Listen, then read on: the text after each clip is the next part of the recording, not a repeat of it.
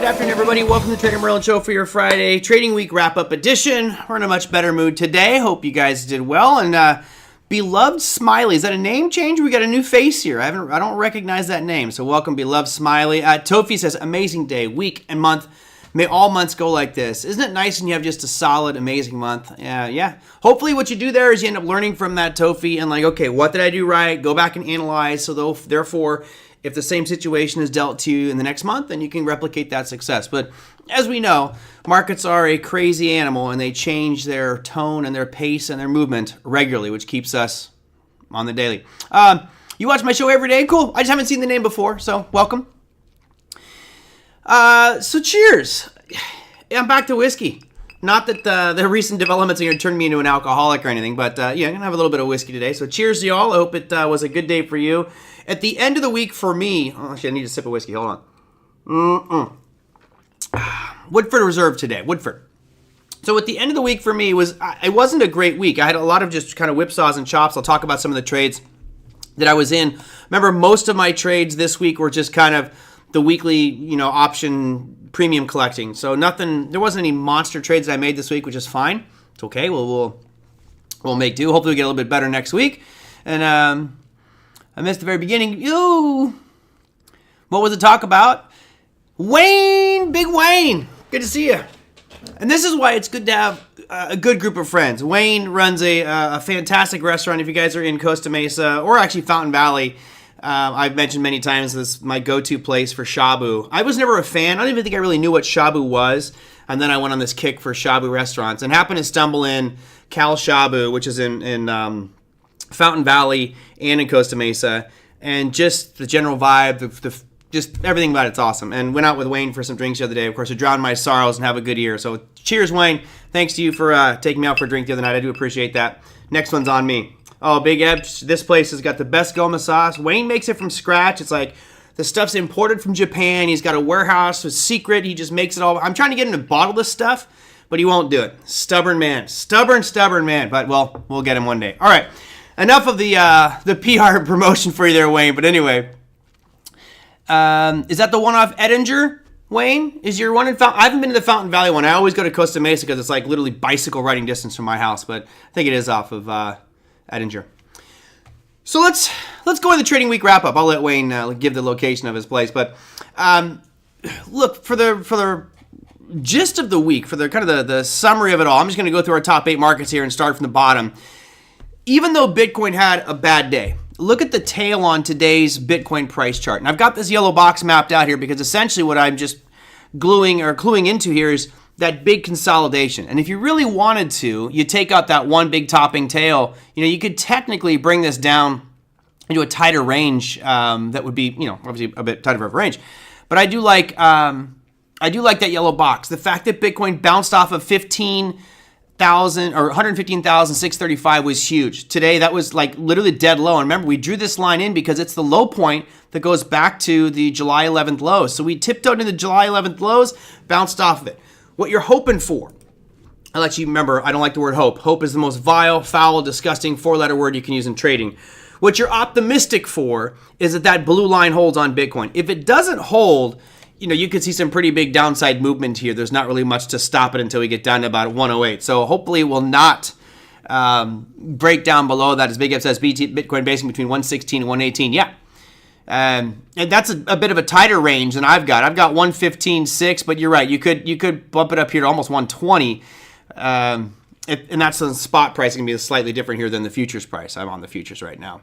Hopium, Margaret. Yeah, hopium. I'm not hopium. I'm optimistic. Because if you notice what's happening here, we've had big impulse moves and then hesitation and sideways action.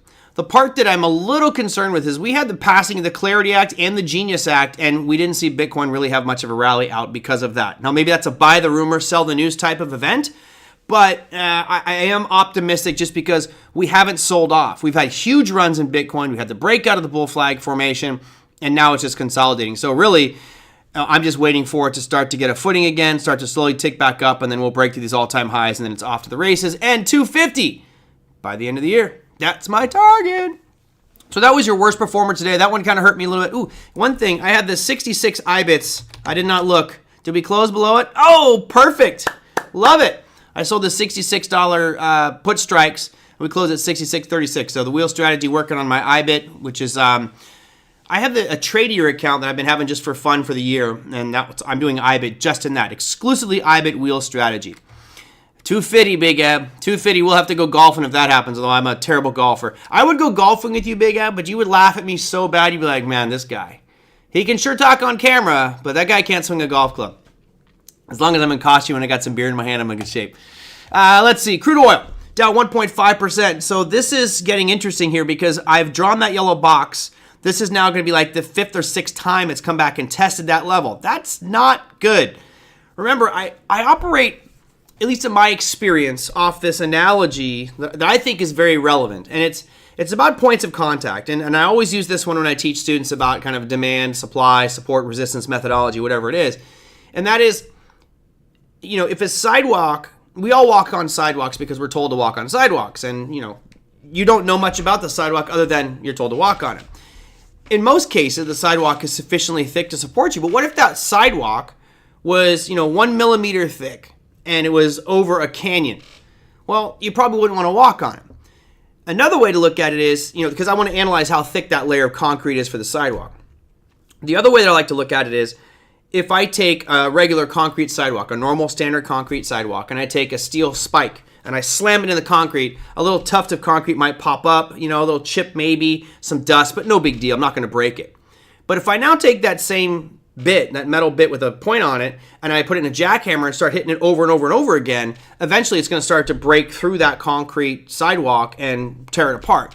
Well, if you notice what's happened here, the original reason to buy this was back here on June 10th and 11th. We had a huge breakout, a massive surge to the upside, and we came back in. There's your buying opportunity. But then it just stalled in that zone. We had 1, 2, 3, 4, 5 days where it just sat there, rallied out, came back in.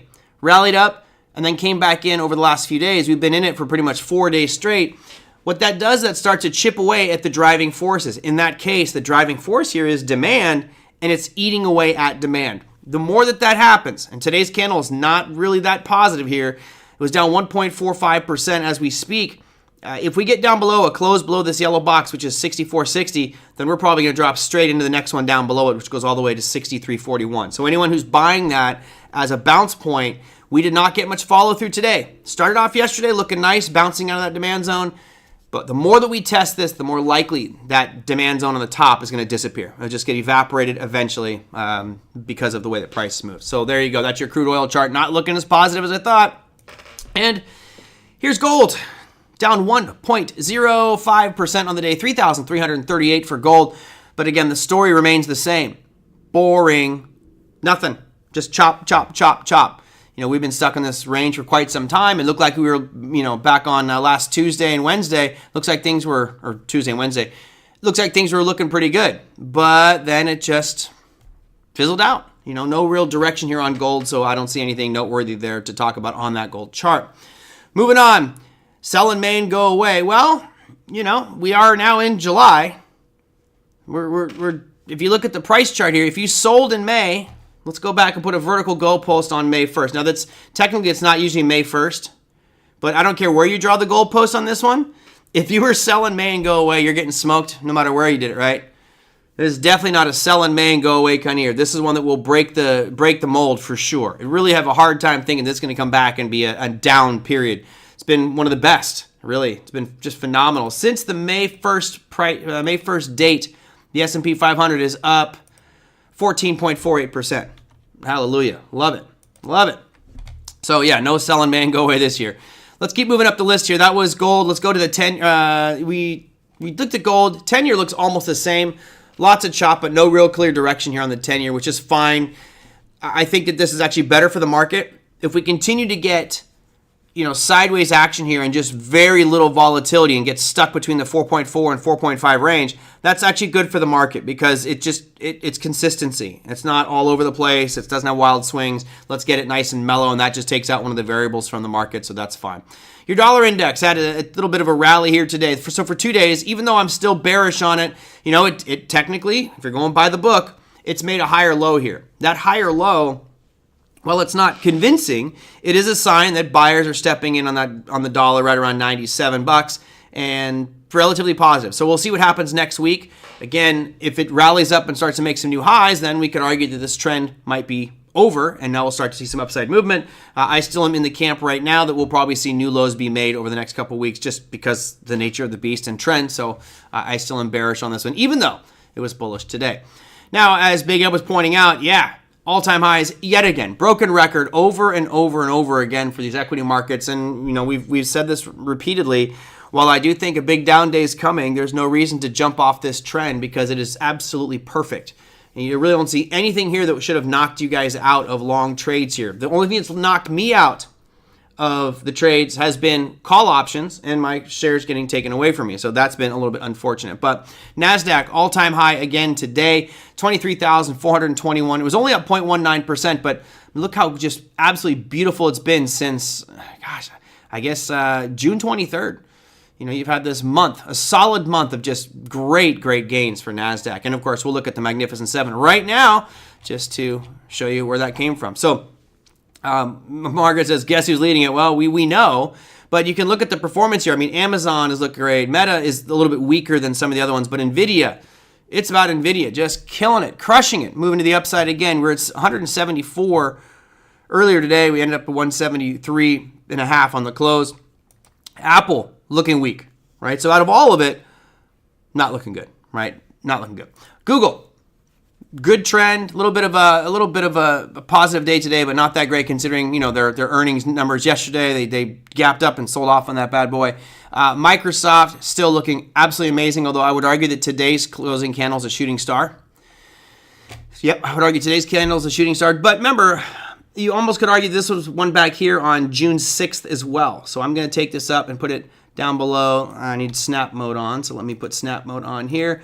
And that would mean that if we broke below 510.36, then that would be the catalyst for a short trade here on Microsoft. But boy, going short these is a pretty difficult thing to do. They just seem to keep going up every single day. Now, Tesla, which has been a laggard as well, but has been all over the place. You had an update today at 3.52%, but this certainly is not bringing up the markets, right? It's really Microsoft and Nvidia are the ones that are dragging everything up with it. Google also performing pretty well, but there's your Magnificent Seven and how they. John G. Yes, it did. My MicroStrategy ended up in the money today. I'll talk about that here in just a second. Kind of funny the way that whole thing happened. And lastly, well, maybe not lastly, we have the Russell 2000, so we're close to last. Still no change. We're stuck in that yellow box, so leave it alone. Don't worry about it. It was up 0.38 or 0.34%. And then your leader today, S&P 500. 6,425. I have to look at our competition and see who's going to be the closest here for the year end because there were a lot of people that were bullish on the S&P this year, and so far you guys would be correct. It looks absolutely fantastic moving to the upside. All right. What else are we going to dive into? Let me real quickly run through some comments here because you guys have a whole bunch of commentary and I want to make sure I get to it all. So much for the Stock Traders Almanac with the sell in May. Yeah, Lisa, and that's the thing with trading, right? Mantras and patterns work until they don't. So if you have something that has a greater than 50% chance of working, then you should follow whatever that pattern is. So, and I don't know the statistics off the top of my head. I'm sure some of you guys do. But if you have a historical background that validates the sell in May and go away, meaning that during that window of time, the market underperforms. And it's not like it crashes. I think the belief is that the markets crash. They don't. They really just go sideways to slightly down, like 0.1% or something. It's not that big of a deal. But if you have a window of time where historically, okay, the market moves up 3% in this 6-day window of time, and it does it 75% of the time, you should take that bet every time you have it. And there will come times like now where the sell in May and go away mantra doesn't work. And, that's okay. Nothing works 100% of the time. July is one of the best months historically. I'm getting my powder dry now for August. Nice. Cool. Good. Love to have it. Get it dry. And let's see. Lisa closed SP long call at the close today. Kept one open. Great. So John asked me about my MicroStrategy. I'm going to wrap that up at the end. I want to show how all the trades for this week ended. We'll get there in just a second. Apple, a dog or a dog with fleas? Just a dog. If you look at Apple, if we can get the trade tariff stuff locked down and removed a lot of pressure from Apple, right? Apple has been under a lot of pressure with what's going on with China and Trump and China. I think once that's kind of put to bed, this will start to surge up a little bit more. But it just feels like it's really just being held down. What did Lisa say? I bought a put on Microsoft this afternoon. They have earnings next week, and they're expected to be. Yeah, I going into an earnings and buying puts directionally, you got a couple challenges there. Number one, you're going to pay a lot more money for the put, right? Because as you go towards earnings season, whether you're buying a put or a call, those premiums are going to rise. So you're paying probably a pretty penny for that. And if it, the challenge there is it can move. Let's say Microsoft moves 1 or 2% or 3% on that earnings announcement, and it gets to your strike price. You may actually lose money on it because it's already pricing in that kind of volatility and that decay. What did Ken say here? Ken says, if you have time. Yeah, I saw your cold wallet question. Let me get to that a little bit later on because it's a kind of off the topic question, but I'll get to it, Ken. Margaret, I'll get to it. I just wanted to get through the regular stuff first so I don't get too sidetracked here. So let's talk about the rate debate. Next week, we have a lot of really important data. Obviously, we have our rate announcement, which is going to happen on Wednesday. Pretty much everyone's in agreement. It's going to stay the same, no rate change, because there are some variables that are changing. We're seeing the CPI numbers tick up a little bit. There's expectation that the core PCE number, which comes out next week as well, is going to tick up, and that the unemployment rate is going to tick up from 4.1 to 4.2. So we're getting changes in some of the core dynamic data that the Fed is looking at. So I'm going to put a poll in here. You guys go ahead and click on it. Let me know what you think of this. The poll is, at the September FOMC meeting, they will raise rates, lower rates, or keep rates the same. I'm curious what you guys think there.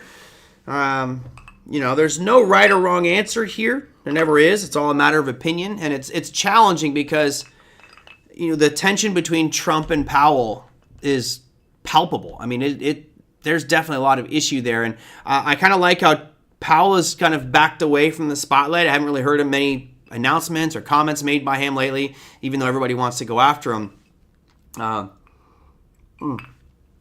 We'll see. So I'm going to let you guys click away on that one for just a couple minutes here. So if you haven't clicked on the poll in the chat, do it quick, because I want to end it and see where we stand on this one so I can go into my commentary, at least what I think might be happening there with regards to rates. Now, remember, Powell right now is saying, I'm being data dependent.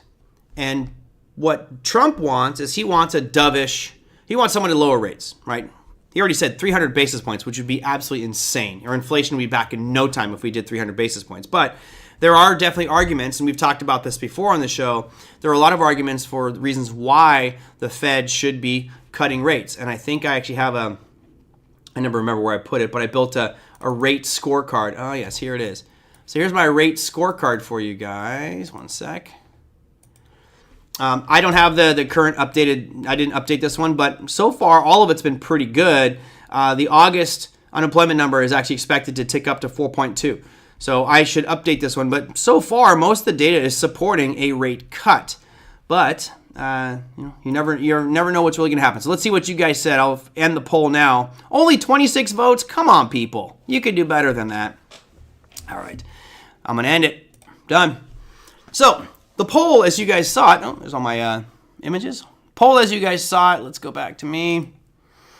8% of you, 7% of you said raise rates. It would take something pretty dramatic to have rates raised at this moment, right? What sort of things would have to be, sorry, Oliver, you were slacking, bud. What sorts of things would have to happen for the Fed to raise rates? We'd have to see a really sharp spike in inflation. Like, it'd have to be significant. Because right now, if you look at the forecast for core PCE price index next week, let me bring it up for you guys so you can see it. I think that's going to be on Wednesday. It's either Wednesday or Thursday. It's Thursday.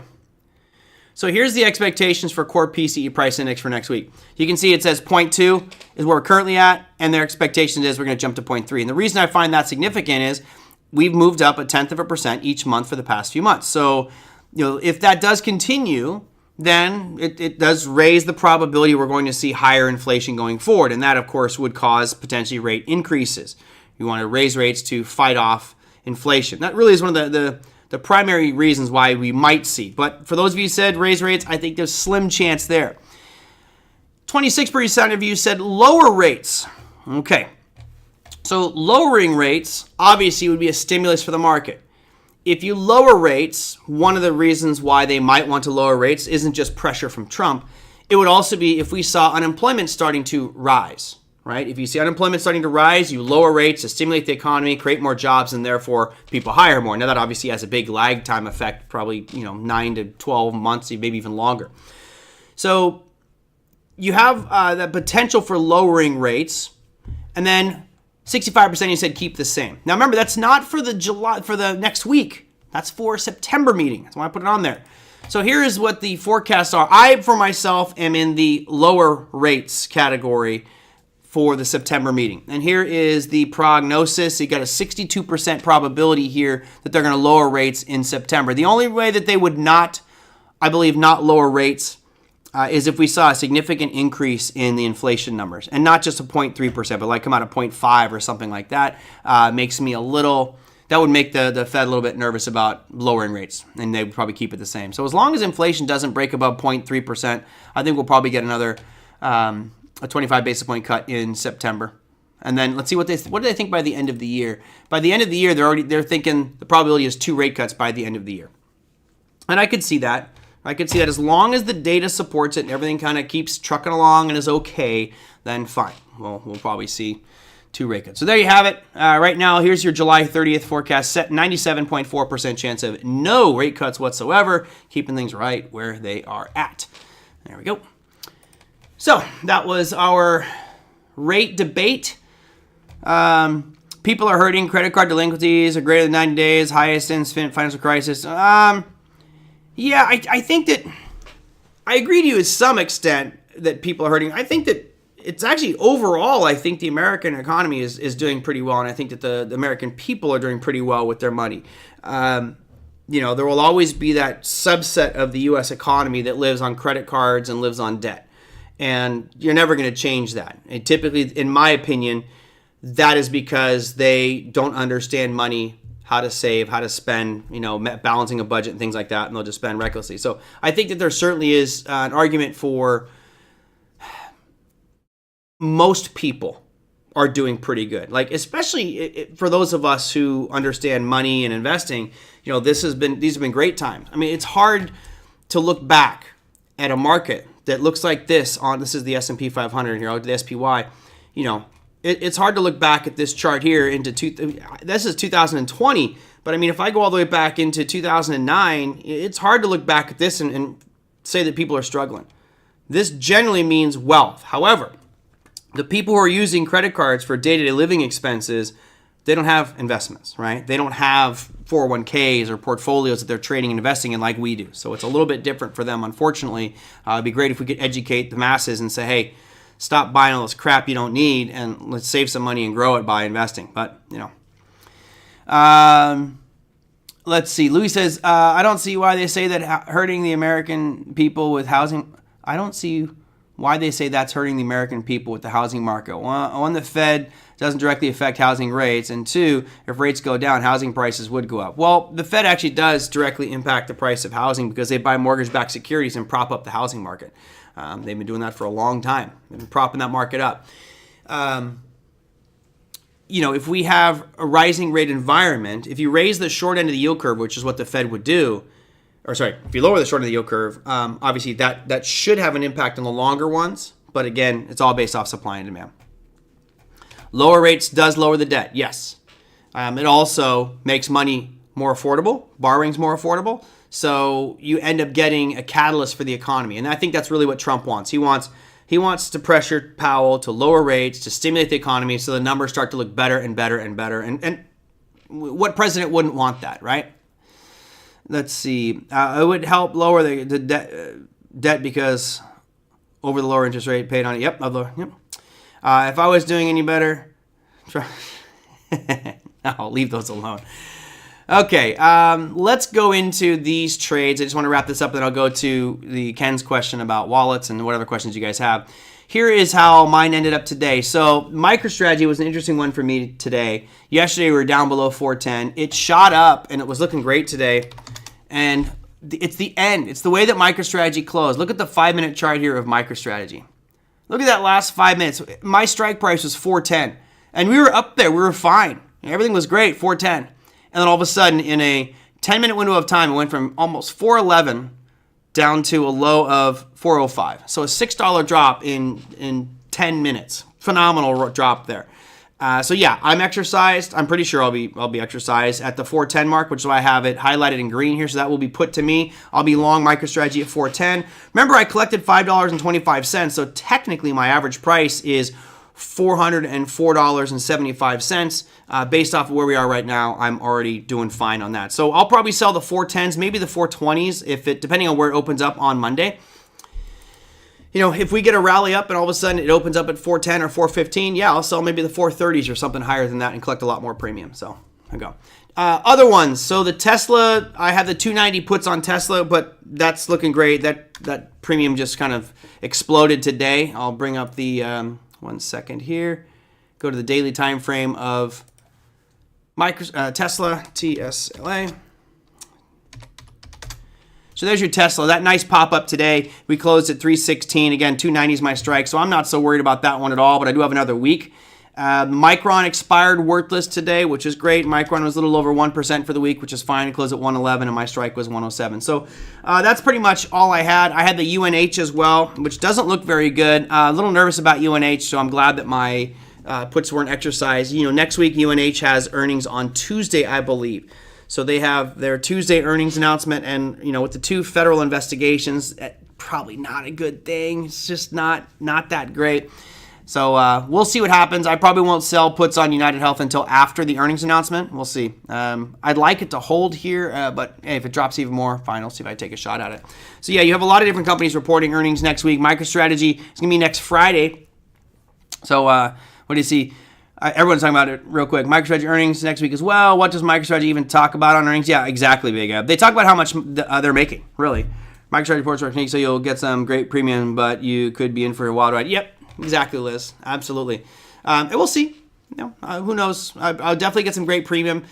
And you guys know how I feel about holding shares through earnings. I'm not a big fan of carrying shares through an earnings announcement, just because you never know. They could have great earnings and make a statement about it. Obviously, Michael Saylor of MicroStrategy will say nothing but glowing things about Bitcoin and how much money they're making and their delta yield and all that stuff. But really, it's all around Bitcoin. So if we continue to get Bitcoin going sideways like this, there might be not the best announcement from MicroStrategy. But if we can get a nice little breakout next week and start to follow through to the upside, then yeah, it should be fine. Absolutely fine. Implied volatility is low. Well, I maybe buy some calls, maybe. So Saylor wants to raise more money to buy more Bitcoin. Lisa, nothing's changed there. He's been doing that forever, right? That's his whole MO. Raise some capital, buy more Bitcoin. Raise some capital, buy more Bitcoin. Over, rinse, wash, and repeat. Get it done. So there you go. Those are mine. Now let me go back to Mick's question about cold wallet. Here we go. Need one. Considering Ledger, if you have a chance, could you either refer me to one of your past shows about wallets or briefly comment? So there's a variety of different storage devices for cryptocurrency, obviously, right? You can use wallet apps on your phone, like MetaMask. You can use Trust Wallet, Coinbase's wallet. I prefer to have a device like these. These are a Ledger. Trezor is another good one. The one that I've been looking at, which I have not purchased yet, is called a Tangem wallet. And with those, there's always going to be some risk. And I don't know which one's the best. I would tell you that if you do buy one, don't do this, right? Don't go out here and go to eBay and then go, oh, I'll just get one cheap. Let's go Ledger X. So here's your Ledger X. And they go, oh, here's your Ledger X, $85. Brand new, sealed. BS. Do not buy anything that's not from the original manufacturer. So if you want to buy a Ledger, you go to ledger.com. That's it. Don't buy it anywhere else. Don't buy it on Amazon. Don't buy it at Best Buy. Buy it from ledger.com. Only the original manufacturers. And the reason for that is it's while it's a slim chance, there is a possibility of somebody. I'll give you an example. Let's say I work at Best Buy and I'm all by myself. I do inventory. Store's closed. I got my music rocking. I see a box of ledgers. I open them up with my razor blade. I take them out. I got a laptop. I plug it in. I get all the 24-word seed phrases for all the devices. I reseal them all back up, heat shrink wrap them, put them back on the shelf. You buy it from Best Buy not knowing that I have the seed phrase already. So when you open it up and get the seed phrase from it, well, lo and behold, I have that seed phrase. So a year down the road, you got $1 million worth of Bitcoin or whatever crypto on there, and all of a sudden I log in and take it all, and there's nothing you can do about it. Good luck with that. So buy it from the original source, Mick. That was my suggestion. Hopefully that answered your question there.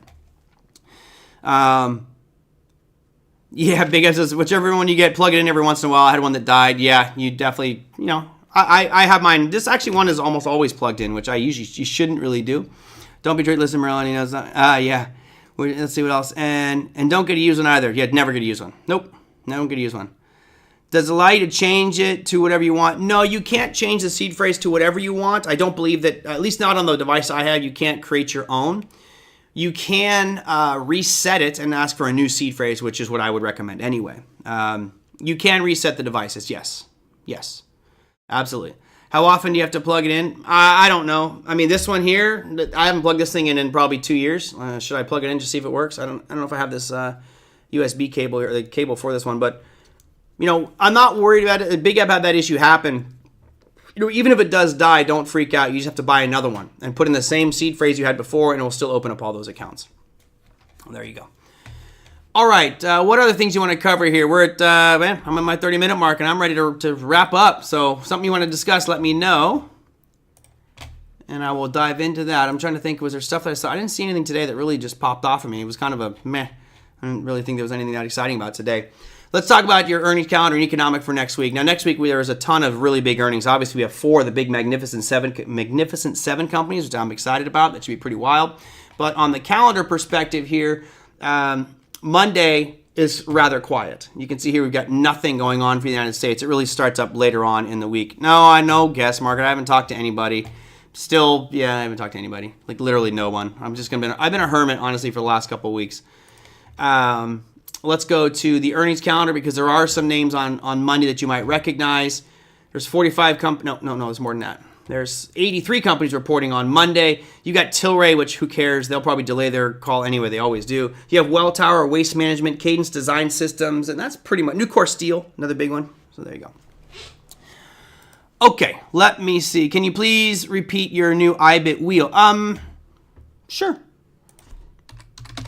So basically, I'm just going out to IBIT, and this will happen on Monday. I'll look at IBIT, and for the week, I'll look and see what I can get 1% for the week on IBIT. I'll sell puts targeting 1% for the week, and if it falls and hits me, then I'll be long IBIT and sell calls against it at the same strike. That's pretty much it. Very easy to figure out. I'm not doing anything crazy with it. I'm just saying on Monday. Sometimes I'll do it on a Friday for the next Friday, but I'll do it on Monday just to see. I have a feeling we're going to see a positive move in Bitcoin over the weekend, so I probably should have sold some this weekend, but oh well. Got it. It's pretty much like my 1% account, but this is just on IBIT, right? Only on IBIT, and yeah, and I made it a point that this year with this one account, which I started with a small amount, it wasn't a large amount of money. I'm just doing an IBIT wheel strategy to see what I might be able to get from doing something like that. So I'll share the results at the end of the year. So if you had a seed phrase, you can get a used ledger, reset it, and put in your old seed phrase. Sorry for dragging this out. Yeah, I think you can. I'm not sure. So you can, when you buy a new device, it asks for your seed phrase, right? So when you get a new device and you plug it in, it'll give you a seed phrase. If it gets reset, then it says, well, you need to re-put your seed phrase in. So, I've got my seed phrase for, let's say, this ledger here. If this ledger gets stolen or broken or whatever, I could buy a new one, put in my seed phrase, and yes, I would have access to my accounts. Just, I actually put a little sticker on these old ones. These are, you can see this one's ETH and XRP because they only hold a couple. So on the old versions, it would only hold 2, maybe 3 different cryptocurrencies. So I had to write those down on here so I could see what they were. But remember what you have on your device, because when you buy the device, there's no wallet on it. You install the different wallets that you would like. So if you want Bitcoin, you install the Bitcoin wallet. And it's pretty simple to do from the main menu. How does that work on a new device? Same way. A brand new device, when you turn it on, it'll say, put your seed phrase in. Usually on the device, it gives you a seed phrase, and then it asks you to confirm the seed phrase. So there you go. Yeah, if you enter your if you enter your password in 3 times incorrectly, then it resets this bad boy. Not that good. So, I can use my password on here, but if I mess up 3 times, I need to use my seed phrase, which is, it's great. It's great to have that kind of extra little self of security on there. I'm feeling a little better. Still heartbroken. It's not going to go away. Yeah. We'll truck through, and hopefully it's for the best. And I'm optimistic that the next person I find will be even better, which is hard to do. This girl is pretty special, but is what it is. So yes, I'm optimistic that I'll find something better out there. I like to think I'm a pretty decent catch. So if I go with that attitude, maybe I'll find something. So. All right, that might do it, folks. We're at 40 minutes in? Goodness, 37 minutes in on a Friday. Tell you what, I'm going to go take my dog to the dog park. I didn't see that they sold Bitcoin recently. I know that they sold some in the past. So I don't know. I have to follow up on that one, Oliver. I didn't know that they sold the rest of their holdings, or at least 75% of it, because they had quite a bit. Their average price, I think, was like $38,000. So Tesla made literally billions of dollars off of their Bitcoin holding if they sold it at 120 or 118, right? You tripled their money. I think their number was 36,000 was their average price. Crazy. All right.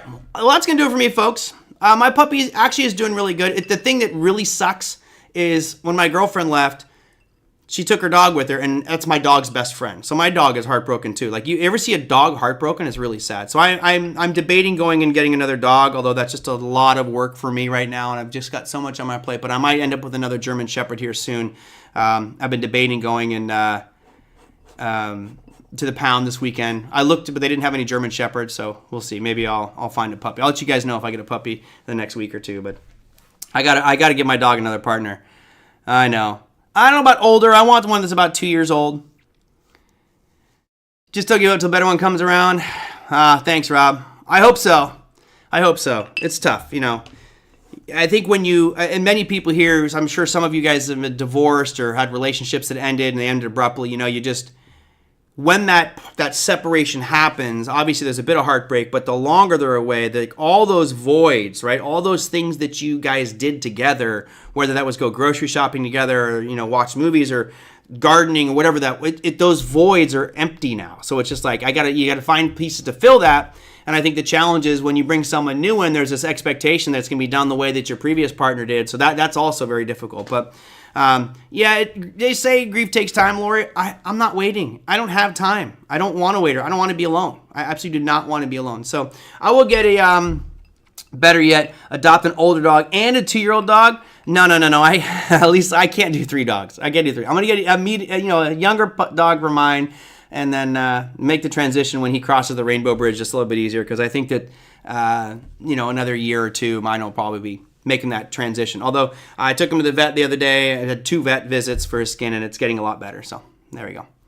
All right, that's going to do it for me, everybody. Again, thank you guys so much. And Maggie sent me a nice email. It's a friend from high school sent a nice email as well. So Maggie, if you're listening, thank you so much. And all of you who sent me messages, I appreciate it. Thank you very much for... Ken says, my daughter call you. You don't want to hook me up with your daughter, Ken. That could be bad. But do you? The older dog will know the younger dog is a replacement, though. I don't think so. I think my dog just knows that, because I won't give the younger dog more attention, right? You've got to give them equal attention. So my dog needs a playmate. I think he needs a playmate to have fun with, because I'm up here and I'm working all the time. He just comes to my office and stares and barks at me. I know he wants a playmate. So we'll see. And he will be a replacement, right? He's a transition piece. It's going to make it easier for me. Cheers, everybody. Have a fantastic weekend. I hope you guys do something fun. It's the fair's in town in Orange County, so I'm going to go to a couple concerts this weekend. So cheers. Have a great weekend, everybody. Thanks for your support, and I will see you guys on Monday. Take care.